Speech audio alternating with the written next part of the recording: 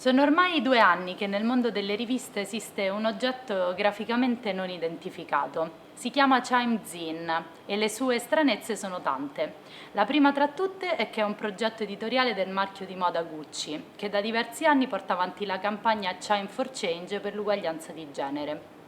La rivista, in cui troviamo le storie di persone che lottano, è curata dall'influencer e attivista queer ebreo-statunitense Adam Ely, tra i fondatori di Voices for e autore di The New Queer Conscience.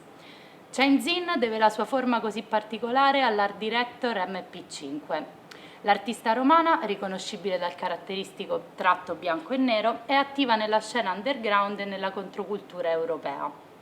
Negli ultimi anni ha legato il suo lavoro alla scena queer e femminista.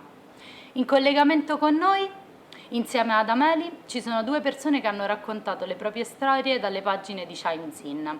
Sabine Passarelli è un'artista, performer e terapista occupazionale. Lotta contro la transfobia tenendo viva la voce di sua sorella Mateusa Passarelli, assassinata nel 2018 in Brasile, 2 mesi dopo l'omicidio di Marielle Franco. E Mariangel García Ramos, fondatrice del movimento messicano delle donne con disabilità, nata per lottare contro la violenza di genere e per i diritti, la salute sessuale e riproduttiva e la rappresentazione nella politica e nei media. Qui da Tuba ci sono con noi l'artista MP5 e la storica dell'arte, curatrice e critica Michela Becchis, che si occupa di arte medievale e contemporanea, con particolare interesse al rapporto tra arte e storia, arte e politica e alla circolazione dei modelli figurativi e linguistici inter- e transculturali. Buon incontro.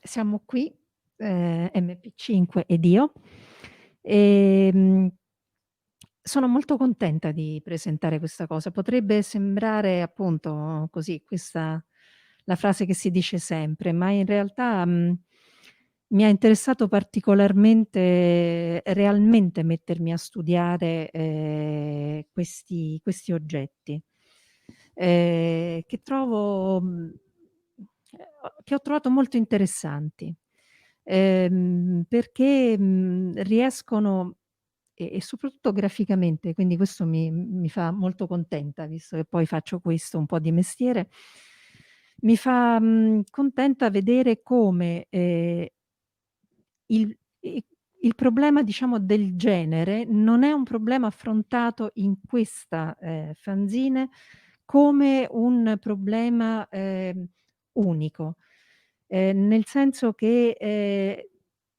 non è il genere che in qualche modo o i problemi che intorno al genere che definiscono esclusivamente e monoliticamente questa fanzine. Anche graficamente, tutta una serie di connessioni, intersezioni, incroci, sono visibilissimi. È strano come e poi in realtà nella rapidità di questa cosa c'è un che di enciclopedico. Come si facevano le enciclopedie dei bambini una volta, tanto tempo fa si facevano a colori. Ogni materia aveva un colore diverso, per rendere più semplice al bambino, o alla bambina no, il capire che si stava parlando di cose diverse. Ecco, la cosa che mi ha, colpito di questa fanzine è proprio questo uso anche, no, del colore, come di elementi di diciamo di una eterogenesi. E uso questo termine, ne avevamo già accennato con MP5, perché è un termine che mi piace molto e che usa nel suo ultimo libro Donna Haraway, spezzando la possibilità di creare catene, che come lei dice la catena rimane sempre gerarchica, e creando invece queste magnifiche ragnatele. Adesso avrò detto troppe cose, cioè pensare che una ragnatela possa essere insieme un'enciclopedia per bambine e bambini e insieme un severo prodotto, grafico, penserete che probabilmente ho fatto abuso di qualcosa. E invece no, la cosa che mi è piaciuta moltissimo di questa fanzine è proprio questo, cioè questa molteplicità, di spunti di lettura visivi e ideologici direi, che spiazzano alla lettura, apparentemente. Spiazzano nei colori, spiazzano nel cambiare argomento molto rapidamente, ma tanto più spiazzano, tanto più ci obbligano a rimanere, solidi su che cosa vuole dire. Cioè quando io la chiudo, devo capire che cosa hanno voluto dire. E allora questo tipo di riflessione è quello che credo, si proponeva, chi ha pensato questo oggetto. E quindi in qualche modo lo ritengo assolutamente riuscito. Poi per quanto mi riguarda potrei parlare di cose che mi appassionano di più o meno, nel senso che poi, l'ho detto prima e ci tengo molto a ridirlo qua, questo numero io lo trovo molto bello, veramente molto. È il numero 1? Numero 1 sì, perché Non è il numero 0, diciamo. sì, ecco, infatti perché siamo partiti da questo numero 0 proprio perché il progetto quando è nato era appunto così nuovo per tutti, per me, per Adam, per Chime, perché comunque Chime è appunto viene prima della Chime Zine, per cui questa idea di fare la zine è venuta un tempo dopo, prima che cioè quando graficamente, stilisticamente eravamo proprio a questo numero 0, per cui abbiamo cominciato a numerarlo così, con un numero 0 e questo sì è il numero 1 e poi di fatto il numero 2 è il seconda edizione che abbiamo fatto. Per parlare della Chimezin devo citare un po' di persone, grazie alle quali insomma Chimezin non sarebbe esistita. Il progetto Chime, la fondazione Chime for Change esiste da un po' di anni. Ma l'idea della Chimezin è venuta da Alessandro Michele, anche la rivisitazione del logo, dell'immaginario di Chime è venuta da lui. Quando mi ha contattato per immaginare l'immaginario di Chime, mi ha dato completamente carta bianca, cioè mi ha detto proprio fai quello che no, credi che sia giusto fare, e l'idea della fanzine è stata sua. Secondo me sarebbe bello avere una fanzine. Sono queste idee che no, vengono proprio un po' dal cuore, nel senso che è distribuzione gratuita, è una cosa comunque. E da lì ho avuto la possibilità di conoscere Adam. L'idea della zine c'era, Adam era un attivista che era stato appunto entrato in contatto con il mondo di Chime e è stato chiesto ad Adam di essere l'editor di questa, per cui noi siamo entrati in contatto io ed Adam così un giorno a Parigi.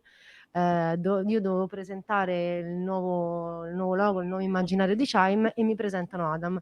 E la cosa è stata è stato bello l'incontro tra me e Adam perché non ci conoscevamo affatto.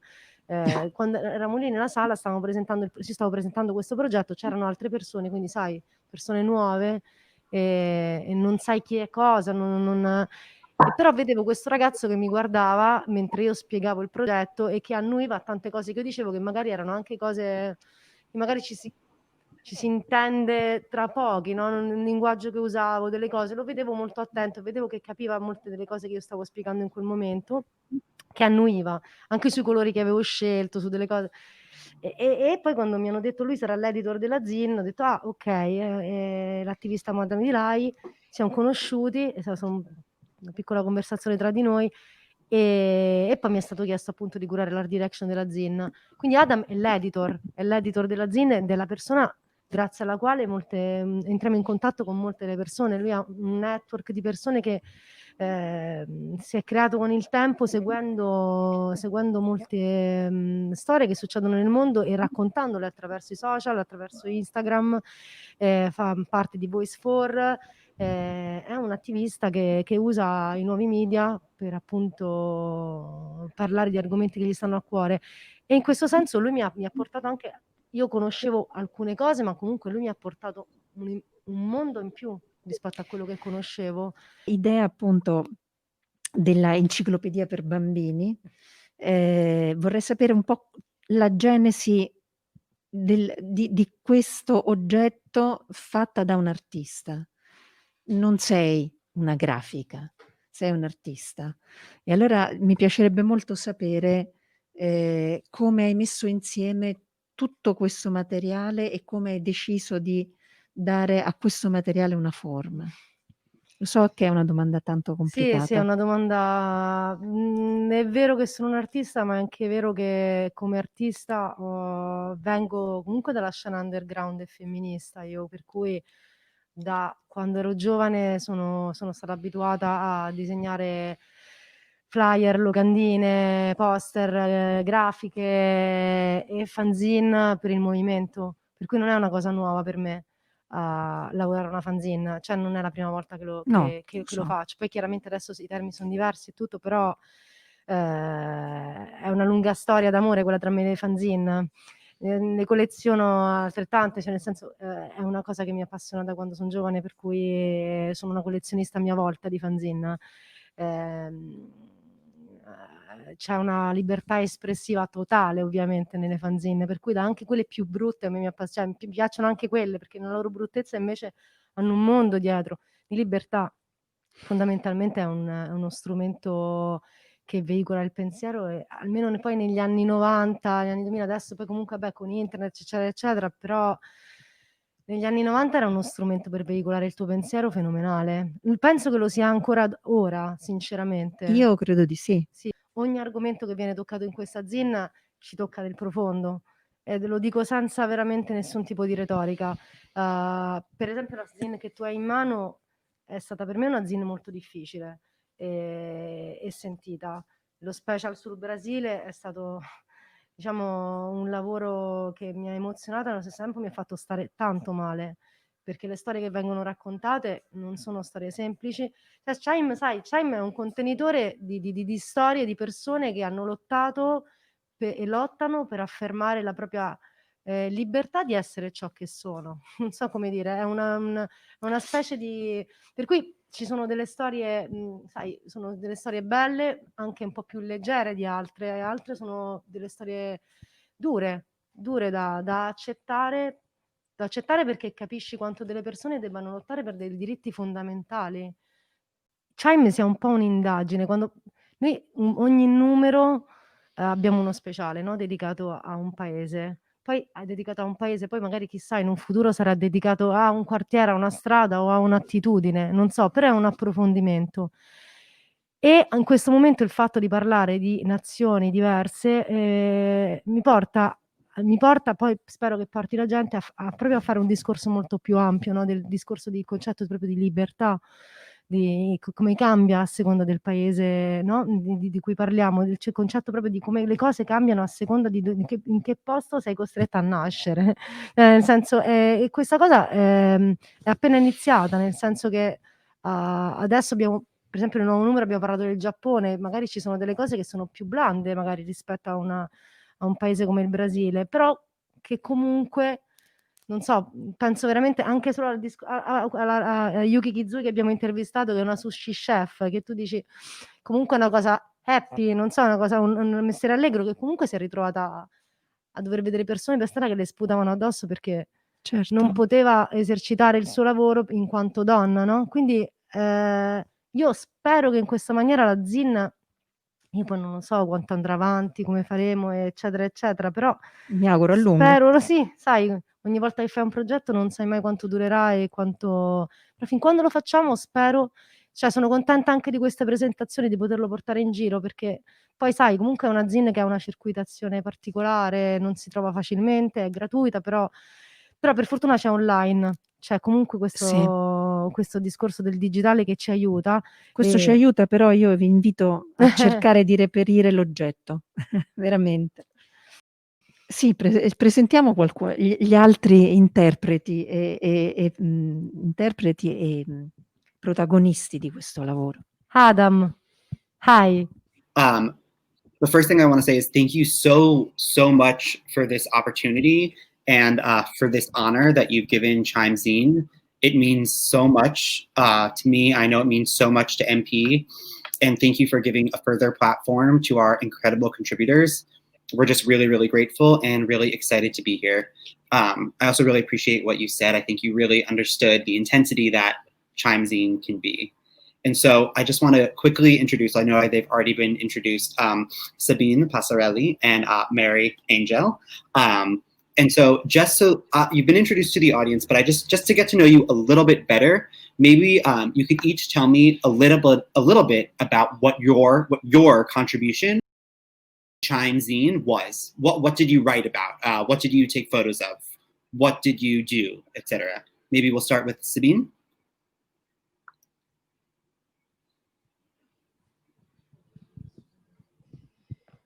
Oh no, we can't hear. And what I wrote for the Chime zine was a letter to my sister that was murdered in 2018, Mateusa, and she is the person who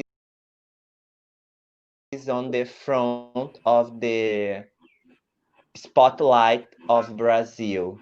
And inside of this letter, I shared my feelings to her, and I wrote directly to her to say how much I was, and I am now, and I think I'm going to stay. Not, I think I'm going always. I think I will always be mad about what happened to her, and this opportunity of writing for the Chime zine was a way of talking to her and also to help me to understand what happened to her. And I will be forever grateful of writing it, because it was an opportunity to share with a lot of people what happened to Mateusa. And I think that things like that doesn't do not can still happens. And this letter is a way to say I do not agree with it. And even in the worst situation of my life, I can create a beautiful thing. And for me, this letter is a beautiful thing, a beautiful way of saying to my sister, I love you, and I will be always with you. So thank you, Adam. Thank you, MEP. Thank you, Chime. And thank you for everyone who take a moment to read it. Sabine, thank you. Oh, thank you so much. It was such an honor to have you. You were you were sort of our star, our centerpiece of the Brazil special, and we're so grateful. And we're going to come back and talk more about you and Mateusa in just a minute. But thank you for that. Really, thank you. And Mary Angel, your piece was titled "The Forgotten Sisters." I was wondering if you could tell us just a little bit about what that means and what you wrote about. Yes, thank you, Adam. I just want to take an opportunity to actually thank Sabine, because I read their piece, their sister, and it was one of the most powerful things I've ever read. So thank you both, Adam, for making it happen, and Sabine for putting your heart there. So thank you. And my piece, obviously, I was very, very excited to have the opportunity to talk about the Forgotten Sisters. I am a woman with a physical disability. I've had a physical disability for 21 years of my life. And it's always been like this narrative around us in our bodies that we're not enough. We're like these broken, not worthy beings. And especially talking about our gender equality fight, we tend to be like the last ones on the line. When we talk about diversity, we rarely talk about the intersectionality of what women with disabilities live, and especially women with disabilities with other intersectionalities or identities, like being part of, the trans community or Black communities. So it was very important to me to actually shine a light, my words, for women with disabilities in Mexico, particularly, and what we're living through violence and sexual assault and sexual violence, to keep on like pushing this subject out there, for us to be more visible in our fight together.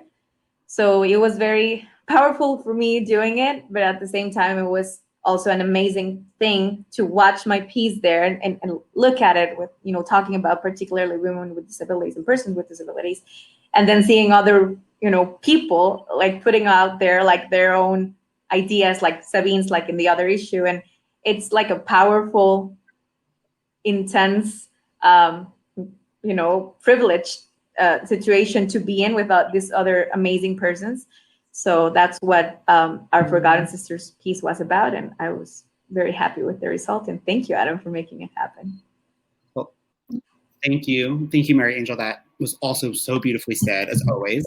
And both of your pieces are very, very intense, and you both make direct calls to action. And like Michaela sort of touched on, they're not necessarily stories that you always expect to see in a zine. I mean, they get right to the issues, and they get right to the heart. And so I'm wondering, especially first to you, Sabine, what was the reaction to your piece? What was the reaction to your letter? You spoke about it personally, but also to those around you and those in Rio de Janeiro and your mother, etc. Yes. Before the zine was launched here, we had a magazine talking about it.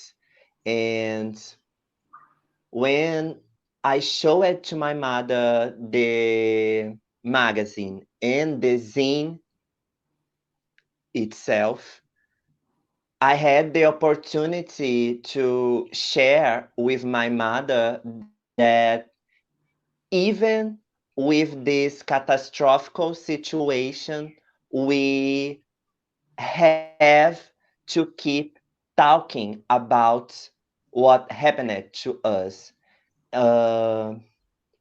My friends, people around me, was very surprised about the dimension of the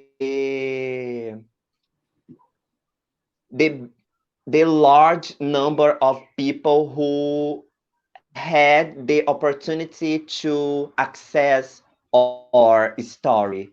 So when I think about the reaction of people, I think about the importance of just one story, because my story, my sister's story, is just one story in the middle of a lot of hard situations. I don't have specific moments to say, oh, a lot of people came to me to talk about it, but it was for the activism, LGBT scene, LGBT groups inside of the internet from Brazil. It was a very important moment because a lot of people knew about it, even who do not had the access to the zine. So it was a strong moment. Thank you. That's so beautiful. I didn't know that part about you showing it to your mother. So thank you for sharing that. And Mary Angel, my question to you is twofold. One is what was the reaction to your piece? But also I know that you speak often about women with disability. So I'm wondering, I guess my question is sort of two parts. One, what was the reaction? And two, why is, because I know you work with the UN, why is women with disability an international issue? Like our zine is an international zine. Thank you. It was, to me, it was with my community and how I shared it, I had a very surprising response, especially with women that I have friends from other parts of the world. Because since it was in English, it could reach a little bit more people. And they're telling me how important it was for the issue of women with disabilities to actually be, in such an important zine like Chime is. And that we had a place over there. I had one of my friends telling me like how important it is to have our place there. It feels amazing, right? And I felt it too hard because I've always said this, like I am not the average person with a disability or a woman with a disability, at least in my country, in Mexico. I have privilege. If I had the opportunity to study, a master's degree and have running water every day and not worrying about food and actually having, a job that I love and that I'm respected in what I do, and that I'm safe, and that I have, at least so far, I haven't had sexual violence in my life particularly. That doesn't mean that all women have the same story and all women with disabilities have the same story. So that's why the issue of women with disabilities is very important, because there is no one single story. And we are a lot of women with disabilities around the world, but we are the most invisible ones. At least in Mexico, we don't have the numbers. We don't have the real numbers in femicides or sexual violence in general. Like I know in a lot of countries in Latin America, we don't really have the real numbers. But we don't also have like the detail on what is going on with women with disabilities. And without numbers, we are invisible. So throughout the gender equality fight and our feminism, work and pathway throughout the years, women with disabilities have always been part of the fight, part of the community, but we've been invisible. So these issues have been raised way high to the United Nations, which I've had the opportunity to be in other platforms. But we need more representation of women with disabilities. And sometimes even it's questioned, like we don't see, like if we don't see them, it means they're not here, they're not even like, they're not in your thought of mind or in your top of mind. So it's very important for us to be visible, for us to talk about our very own personal particular issues. It's not the same what I live as a woman with a disability who is Mexican, Latina, or it's not the same what for example, a blind woman who is trans lives, or a woman, a Black woman in the United States lives who has a disability. So it's very important to actually keep pushing the issue of disability, but at the same time with the intersectionality part of it, because we have different stories and we need to be more visible in order for us to stop being the most, at least in Mexico, the most discriminated group in Mexico, the most poor group, alongside our indigenous communities.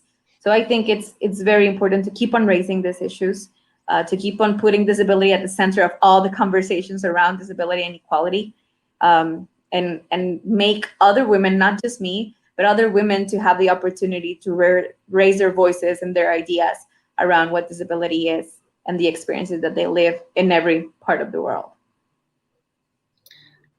Thank you so much, Mary Angel. Thank you for that beautiful, beautiful answer. And thank you so much for focusing on the future and what's next. And I'm going to come back to you on that super shortly.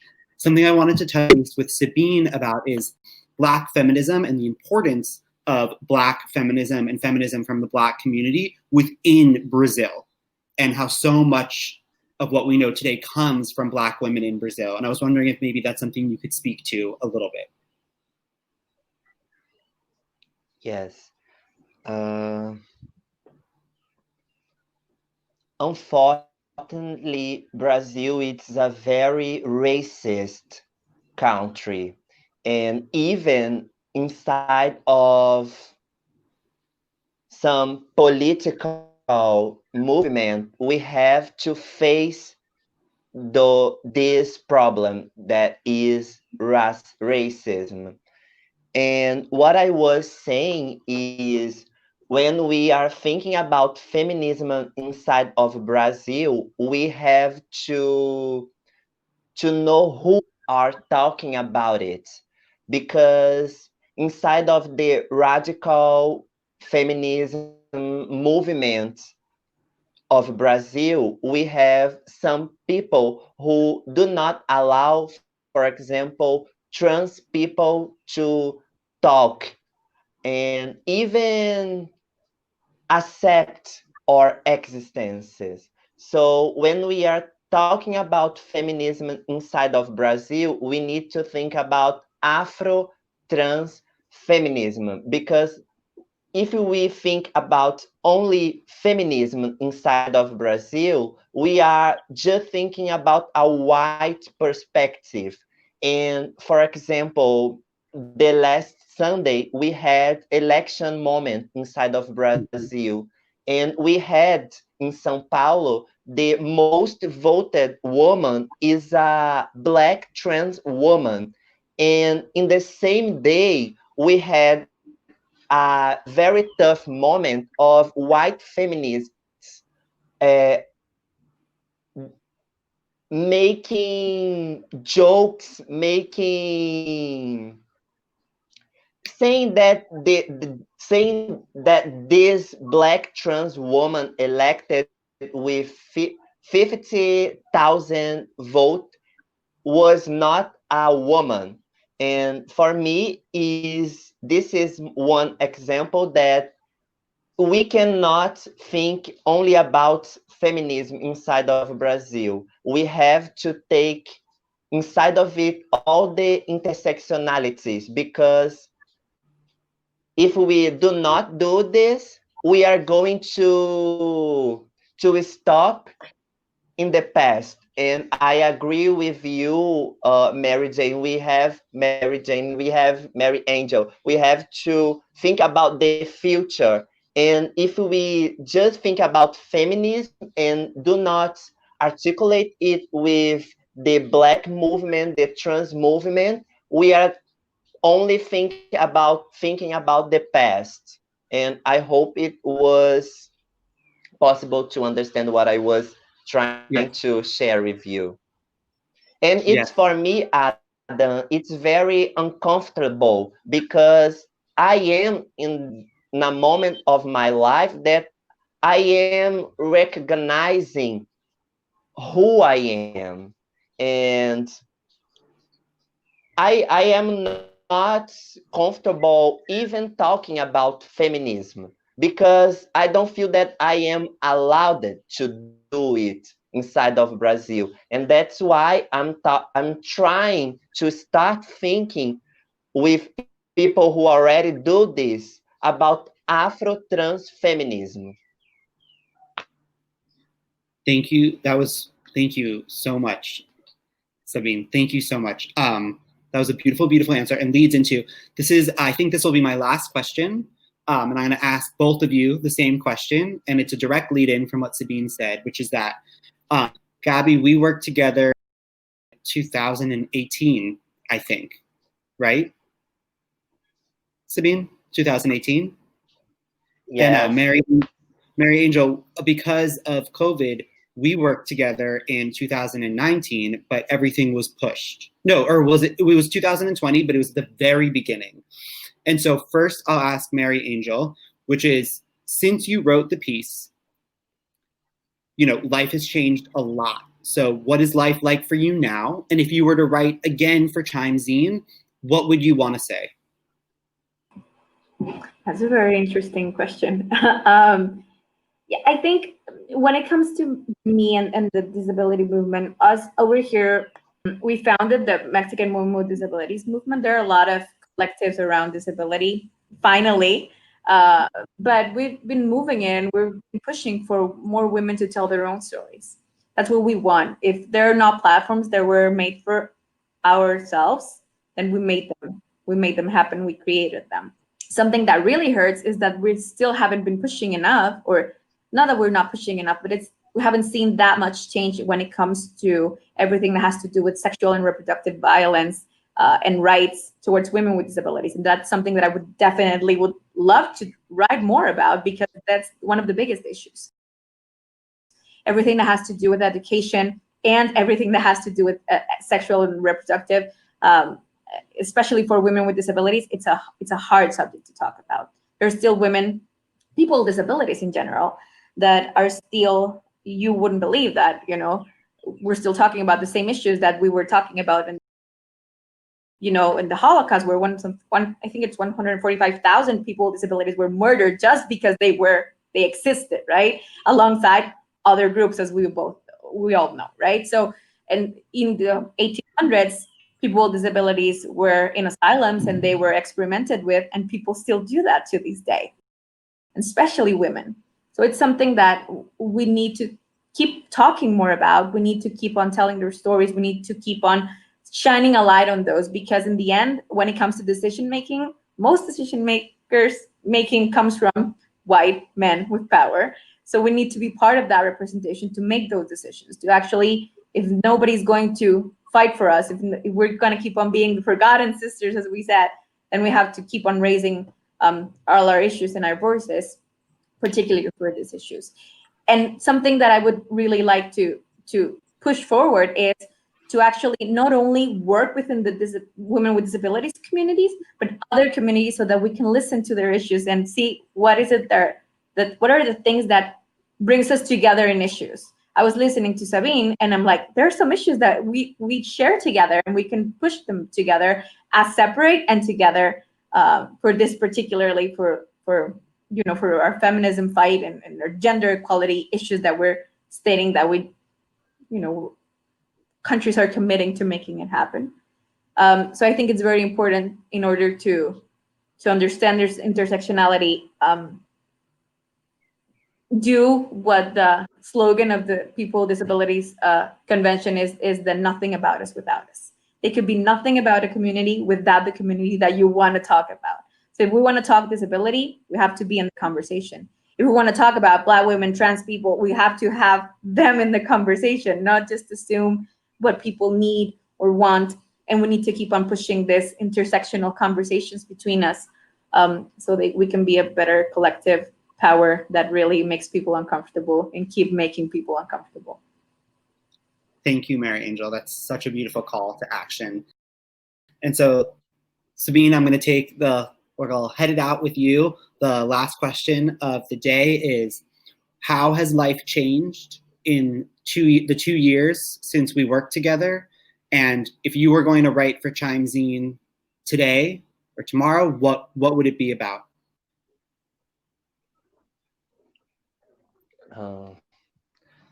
Life has changed a lot. I had traveled.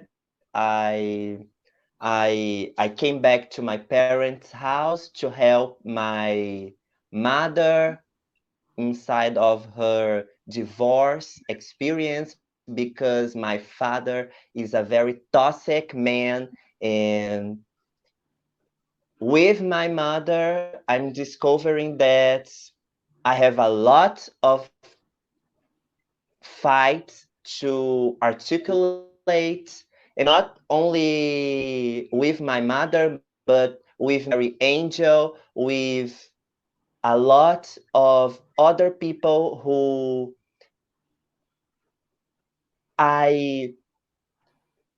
2 years later, I do not have the experience of being completely empathic.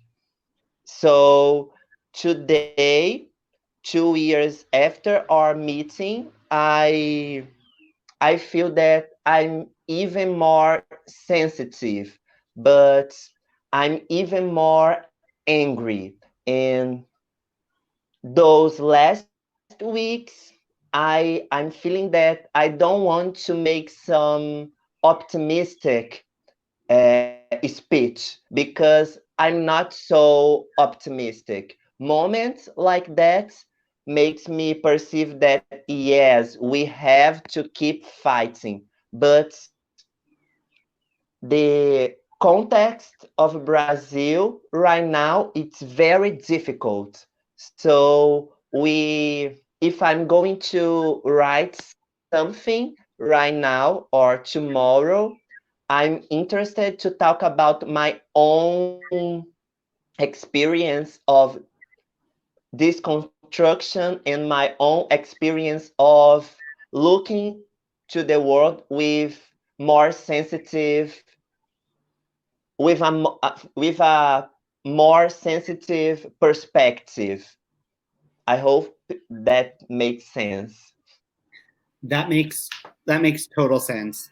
And I just want to thank the two of you again for joining us from Mexico and from Rio de Janeiro. And to our friends in Rome, thank you so much for this honor. Thank you so much for having us. It is truly a landmark moment of our zine, and we're so grateful. And Adam, I just wanted to say, Yes, please. having the space to actually recognize your work, and this wouldn't have been possible with the passion that you have for the scene and the idea and the touching. I think it's, again, talking about platforms and connecting with other people and I see you've connected with Sabine, you've connected with me and all the other people that have been on the scene. So thank you for your vision, for sharing with us, for making this platform for us to be able to speak of these issues. And I think that's what makes our community stronger, that we can get to do this. And thank you everyone in Rome as well. It's been amazing. Thank you, Mary Angel. And thank you to MP for making it come alive. Yes. Thank Thank you very much.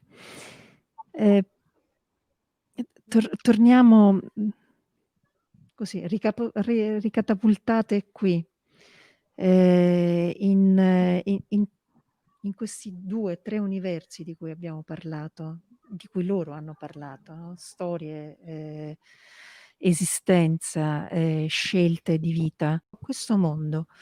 E forse con questo possiamo così avviarci un po' a concludere. La brutalità sarà, perdonami la brutalità, ma che ha a che fare con la moda? Perché ti faccio questa domanda, no? Perché nell'immaginario, quando si parla, no, di Gucci o quando si parla di altre maison particolarmente importanti, sembra che strida un po', no? L'idea di attenzionarsi a questo mondo, o altrimenti, e faccio, come dire, un po' l'avvocato del diavolo, quella cattiva, o altrimenti viene il sospetto, ma non è che lo fanno per mercato. Ecco, questa cosa io non lo credo, e il discorso probabilmente sarebbe molto più ampio. Però ecco, tutto questo, la domanda un po' buffa, un po' brutale, ma che forse ha un senso, è proprio questa: che cosa ha a che fare questo mondo di attivismo con la moda? Forse dovremmo chiederci cosa ha a che fare tutto questo mondo di attivismo con Alessandro Michele. Non so, nel senso, se un po' analizziamo un po' il lavoro fatto da Gucci in questi anni e vediamo un po' quello che ha fatto Alessandro Michele, secondo me molte risposte ci sono. Non è il luogo in cui fai delle cose, ma è l'attitudine che hai nelle cose. Io devo dire, non ho mai seguito molto la moda in vita mia e sono capitata per caso a lavorare con Gucci perché mi è stato proposto un progetto che secondo me aveva tutte le potenzialità per essere una cosa bella. Ho lavorato con tante realtà, oltre la moda, con case editrici, nel senso, ognuna di queste poi è sempre il secondo del progetto che ti viene dato in mano. Per me Chime è stata l'occasione per amplificare delle voci, amplificare una voce e delle voci, per avere un pubblico più vasto, per poter parlare a più persone e non, come a volte succede, rimanere poi nel mondo dell'attivismo.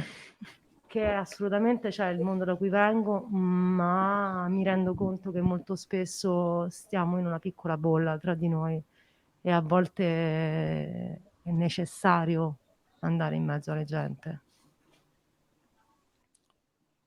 Mi sembra che sia sufficiente.